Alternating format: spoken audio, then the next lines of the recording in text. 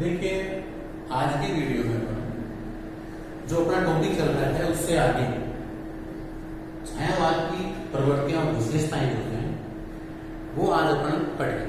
देखिए विद्यार्थी जब अपन बुक्स को देखते हैं तो बुक्स में छायावाद के नाम से अपने यहाँ पर सिर्फ एक ही बड़ा पैराग्राफ दे रखा है और उस पैराग्राफ में जब उसको पढ़ते हैं अपन, आप सभी के पास में बुक्स है हिंदी साहित्य की, उसमें आप छायावाद को खोल के देखना, उसमें केवल और केवल एक पैसेज दे रखे हैं और उस पैसेज को जब अपन पढ़ेंगे तो उसमें से कुछ बातें निकलेंगी और वही बातें इस काल की विशेषताओं के बारे में जानी जाती है।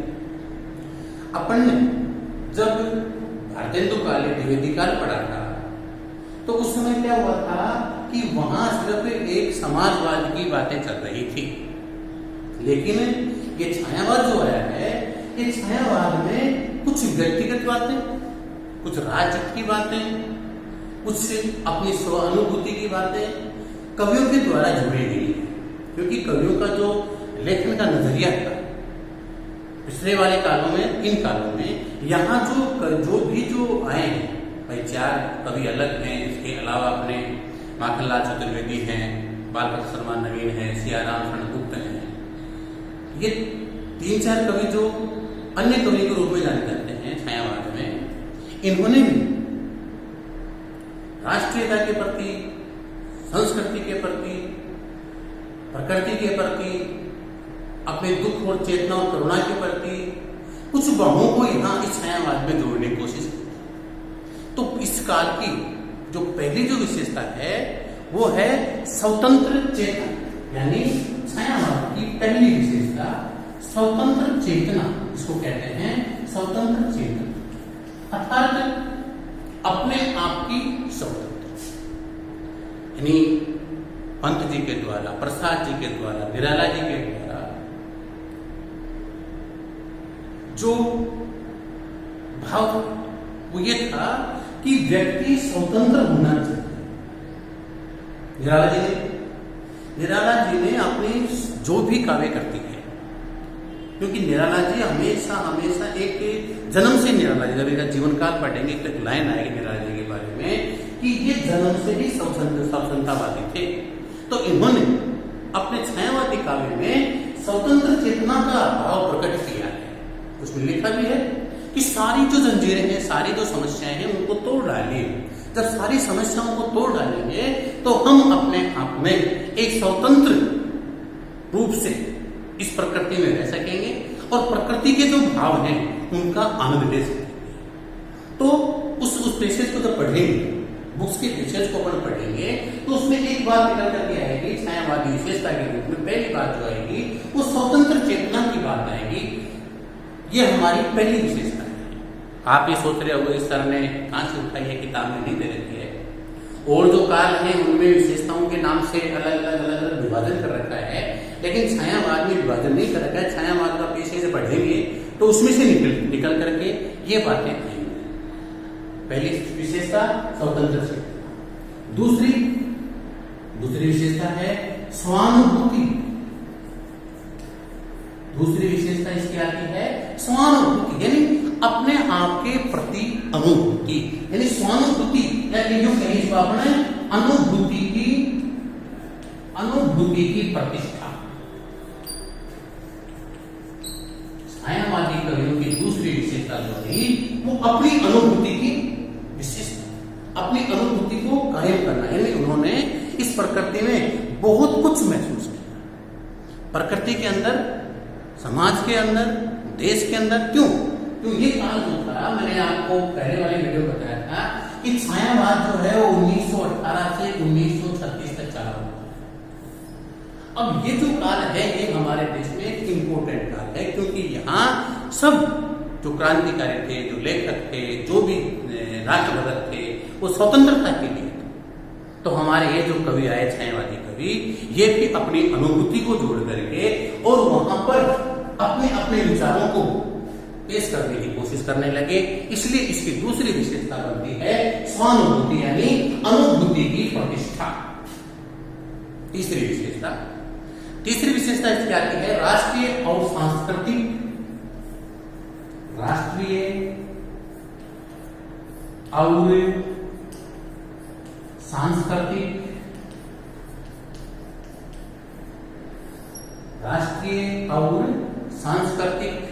काव्य का सृजन।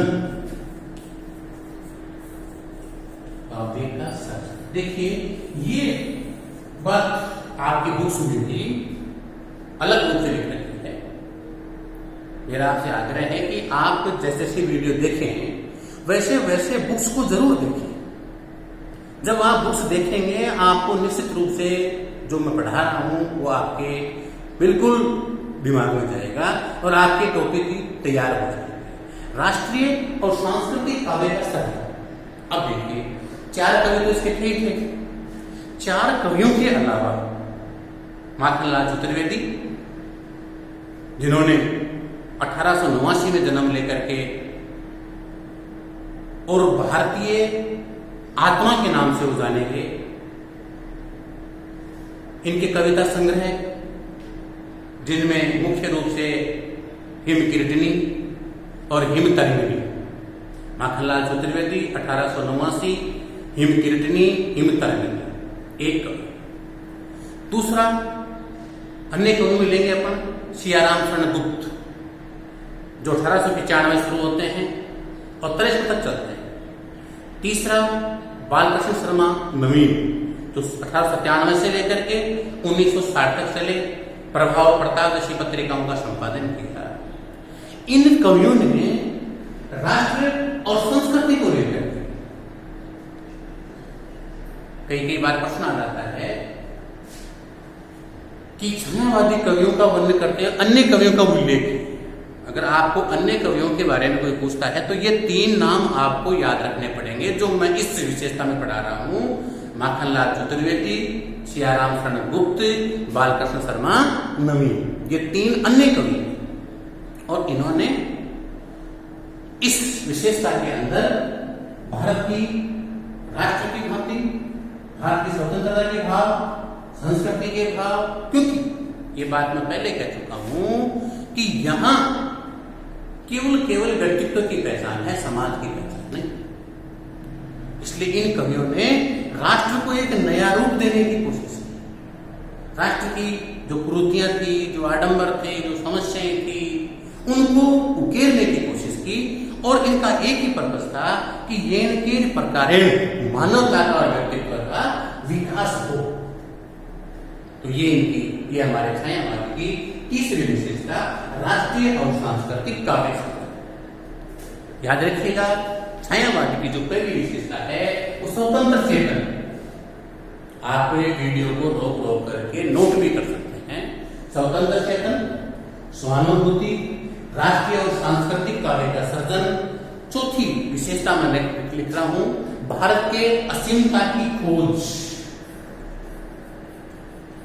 भारत की असीमता की भारत के असीमता की खोज। इन कवियों ने भारत की जो मान मर्यादा इज्जत उसको रचने का, उसको लिखने का प्रयास किया। भारत क्या है, कैसा होना चाहिए, पंत जी ने, प्रसाद जी ने, वर्मा जी शुरू से एक संपन्न परिवार से थी। उनकी शिक्षा भी बड़ी सी तरीके से हुई, प्राचार्य के पद सुशोधित की, लेकिन शुरुआती काव्य उनके राष्ट्र के प्रति समर्पित। तो इन्होंने छायावादी काव्य में भारत की असीमता की खोज करने का प्रयास किया गया। अगली विशेषता आती है जिसको अपन नंबर देंगे 5 नंबर। 5वें नंबर की जो विशेषता है, 5वें नंबर की विशेषता पढ़ लेते हैं दुख और चेतना। दुख, चेतना और करुणा।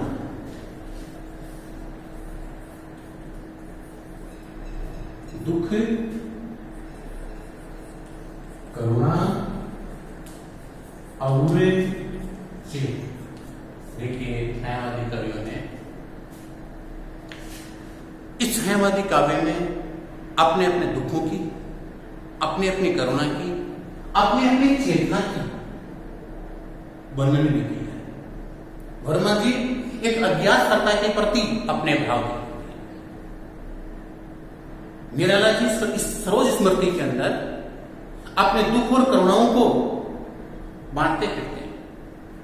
निराला जी की राम की शक्ति पूजा जो है उसमें राम को इन तीनों भावों में दिखाया है, दुख के भाव में, फिर करुणा के भाव में, चेतना के भाव में।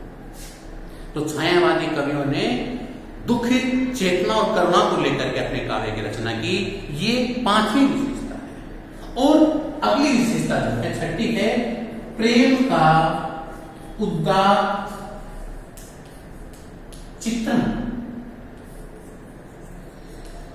प्रेम का उदात्त चित्रण यानी प्रेमानुभूति, जिसको हम ये कहें प्रेमानुभूति। अभी बड़े सवाल अब ये प्रेमानुभूति यानी प्रेम के वर्णन को इन्होंने बढ़ा चढ़ा करके लिखने की कोशिशें की। छायावादी कवियों ने अपने काव्य में प्रेम है, श्रृंगार है, श्रृंगार के जो भाव हैं उनको जोड़ने की और उन जोड़ करके उनके तह में जाने की कोशिशें की। इसलिए एक विशेषता बनती है छायावादी की कि प्रेम का उदात्त चित्रण या प्रेमानुभूति। और अब अपन अंतिम जो सातवीं जो मैंने निकाल करके आपके सामने पेश की है वो है, जिसको बड़े तरीके से लिखा गया है, सौंदर्य एवं प्रकृति चित्रण।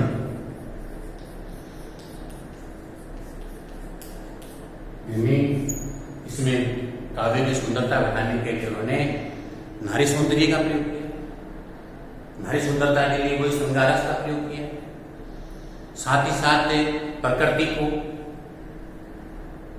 अपने दुखों के साथ में जोड़ करके प्रकृति को अपने दुखों में मिला करके उन्होंने काव्य की सृजन किया है। इसलिए ये विशेषता बढ़ती है सौंदर्य एवं प्रकृति चित्रण। तो आपको याद रखनी है इस सातों विशेषताएं जो मैंने लिखाई आपको, स्वतंत्र चेतना की है, स्वानुभूति की है, राज्य और सांस्कृतिक काव्य का सर्जन है, भारत की असीमता की खोज की है, प्रकृति और सौंदर्य चेतना की है, प्रेमानुभूति और प्रकृति प्रेम का उदात्त चित्रण है।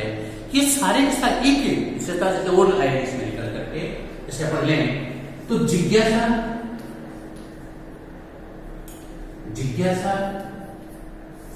एवं रहस्य भावना। जिज्ञासा एवं रहस्य भावना यानी यहां चारों जो कवि हुए हैं उन्होंने अपने काव्य में एक अज्ञात सत्ता के प्रति, जयचंद्र प्रसाद जी ने कामायनी लिखी 1935 में, उनमें मनु को, ईड़ा को, श्रद्धा को, मन का, हृदय का, शरीर का भाव बनाते हुए वर्मा जी ने अपने अज्ञात प्रियतम के प्रति अपने भावों को लिखा। तो एक विशेषता और निकलती है इसके अंदर, वो है कि जिज्ञासा एवं रहस्य भावना।